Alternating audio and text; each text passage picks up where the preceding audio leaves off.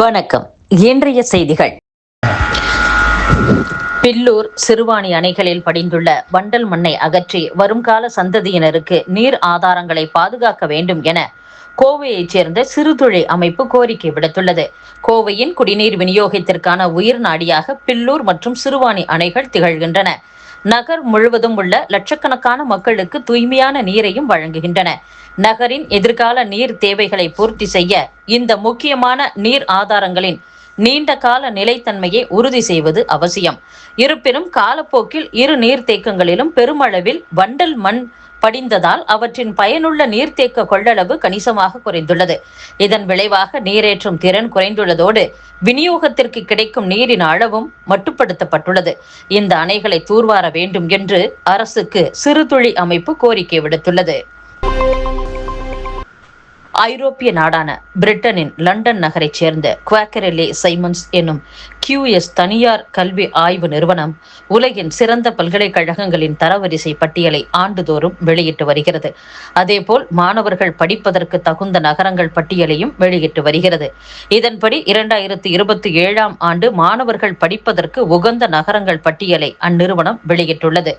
உலகத்தரம் வாய்ந்த பல்கலைக்கழகங்கள், வேலை வாய்ப்புகள், மாணவர்களின் வாழ்க்கை தரம், வாழ்க்கை செலவு, சர்வதேச மாணவர்களின் பங்கு, மாணவர்களின் கருத்துக்கள் ஆகியவற்றின் அடிப்படையில் இந்த தரவரிசை வெளியிடப்பட்டுள்ளது. அதில் உலக அளவில் தென்கொரியாவைச் சேர்ந்த சியோல் நகரம் முதலிடம் பிடித்துள்ளது. ஜப்பான் தலைநகர் டோக்கியோ, பிரிட்டன் தலைநகர் லண்டன் ஆகிய 2 நகரங்கள் 2ஆம் இடம் பிடித்துள்ளன. நம் நாட்டில் மகாராஷ்டிரா தலைநகர் மும்பை 91வது இடம், டெல்லி 99வது இடம், கர்நாடக மாநிலம் பெங்களூரு 114வது இடம், தமிழக தலைநகர் சென்னை 123வது இடத்தில் உள்ளன.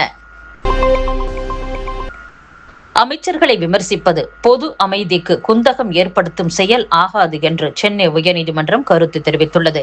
திண்டுக்கல்லைச் சேர்ந்த வினோத் சூரியகுமார் என்பவர் சமூக வலைதளங்களில் வீடியோக்களை பதிவிட்டு வருகிறார். இவர் சமீபத்தில் பழனி கோவில் நில விவகாரம் தொடர்பாக வீடியோ ஒன்று வெளியிட்டிருந்தார். இது அறநிலையத்துறை அமைச்சர் ரமேஷுக்கு எதிராக அவதூறு பரப்பும் வகையில் உள்ளது என அமைச்சரின் உதவியாளர் கொடுத்த புகாரின் அடிப்படையில் சென்னை மத்திய குற்றப்பிரிவு சைபர் கிரைம் போலீசார் வினோத் சூரியகுமாரை கைது செய்தனர். பொது அமைதியை குலைப்பது, கலவரத்தை தூண்டுவது, அச்சத்தை ஏற்படுத்துவது என்பன உள்ளிட்ட பிரிவுகளின் கீழ் வழக்கு பதிவு செய்து சைபர் கிரைம் போலீசார் விசாரணை மேற்கொண்டு வருகின்றனர். இந்நிலையில் இந்த வழக்கில் ஜாமீன் கோரி வினோத் சூரியகுமார் சென்னை முதன்மை அமர்வு நீதிமன்றத்தில் மனு தாக்கல் செய்தார். இந்த வழக்கு நீதிபதி எஸ். கார்த்திகேயன் முன் விசாரணைக்கு வந்தது. அப்போது இருதரப்பு வாதங்களையும் கேட்ட நீதிபதி, ஜனநாயகத்தில் மாற்று கருத்து அல்லது எதிர்ப்பு குரல் மதிக்கப்பட வேண்டியது. அரசையோ அல்லது அதன் அமைச்சர்களையோ விமர்சிப்பதை அரசுக்கு எதிரான குற்றமாகவோ அல்லது பொது அமைதிக்கு குந்தகம் ஏற்படுத்தும் செயலாகவோ கருத முடியாது. அவதூறாக அல்லது பொய்யான தகவல்களை வெளியிட்டிருந்தாலும் அது சட்டப்படி அவதூறு குற்றம் மட்டுமே, புலன் விசாரணைக்கு உரிய குற்றம் அல்ல. மனுதாரருக்கு எதிராக பதிவு செய்துள்ள பிரிவுகள் இதற்கு பொருந்தாது. எனவே மனுதாரர் தினமும் சம்பந்தப்பட்ட காவல் நிலையத்தில் ஆஜராக வேண்டும் என்ற நிபந்தனையுடன் ஜாமீன் வழங்குகிறேன் என்று நீதிபதி உத்தரவிட்டுள்ளார். சென்னையைச் சேர்ந்த 22 வயது இசைக்கலைஞர் அங்கித் குப்தா சர்வதேச அளவில் கலைகளுக்காக செயல்படும் கிராமி அமைப்பின் உறுப்பினராக தேர்வாகி சாதனை புரிந்துள்ளார். டெல்லியில் நீட் தேர்வுக்கு எதிராக போராடுபவர்கள் உண்மையான மாணவர்களே கிடையாது என்று தமிழக பாஜக தலைவர் நயினார் நாகேந்திரன் தெரிவித்துள்ளார். டெல்லியில் நீட் தேர்வுக்கு எதிராக போராட்டம் நடத்தும் CJP எனப்படும் கரப்பான் பூச்சி கட்சிக்கு ஆதரவு தெரிவித்த காங்கிரஸை கண்டித்து தமிழக பாஜக சார்பில் காங்கிரஸ் தலைமை அலுவலகமான சத்தியமூர்த்தி பவனில் முற்றுகை போராட்டம் நடைபெற்றது. பின்னர் கமலாலயத்தில் அதன் மாநில தலைவர் நயினார் நாகேந்திரன் செய்தியாளர்களை சந்தித்தார்.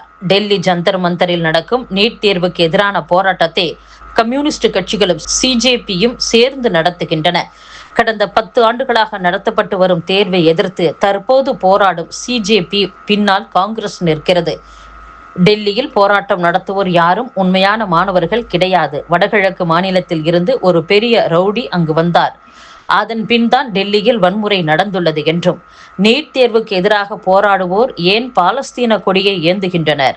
லோக்சபாவில் எப்போதெல்லாம் முக்கியமான மசோதா கொண்டு வரப்படுகிறதோ அப்போதெல்லாம் காங்கிரஸ் ஒரு போராட்டத்தை முன்னெடுக்கிறது என்றும், டெல்லியில் இப்போது திட்டமிட்டு போராட்டம் நடத்தப்படுகிறது, இது தேச துரோக செயல் என்றும் நயினார் நாகேந்திரன் பேசியுள்ளார். சார்பதிவாளர் அலுவலகம் செல்லாமல் பத்திரப்பதிவு செய்யும் வசதி விரைவில் அனைத்து ஆவணங்களுக்கும் விரிவுபடுத்தப்படும் என்று பதிவுத்துறை அமைச்சர் லோகேஷ் தமிழ்ச்செல்வன் கூறியுள்ளார். வீடு, மனை விற்பனைக்கான பத்திரங்களை சார்பதிவாளர் அலுவலகம் செல்லாமல் பதிவு செய்யும் வசதி ஆகஸ்ட் 17ஆம் தேதி அமலுக்கு வரவுள்ளது. இது தொடர்பான செயல் விளக்கம் மற்றும் கலந்தாலோசனை கூட்டம் சென்னையில் நடைபெற்றது.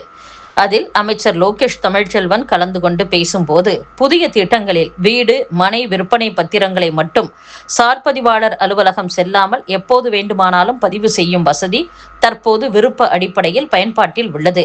இதை பத்திரப்பதிவு செய்வோர் தெரிவிக்கும் கருத்துக்களின் அடிப்படையில் மேம்படுத்தி வருகிறோம். ஆகஸ்ட் 17ஆம் தேதி முதல் இந்த வசதி அனைவருக்கும் கட்டாயமாக்கப்பட உள்ளது. 2 வகை பத்திரங்களுக்கு மட்டும் இந்த வசதி கட்டாயமாக்கப்பட உள்ளது.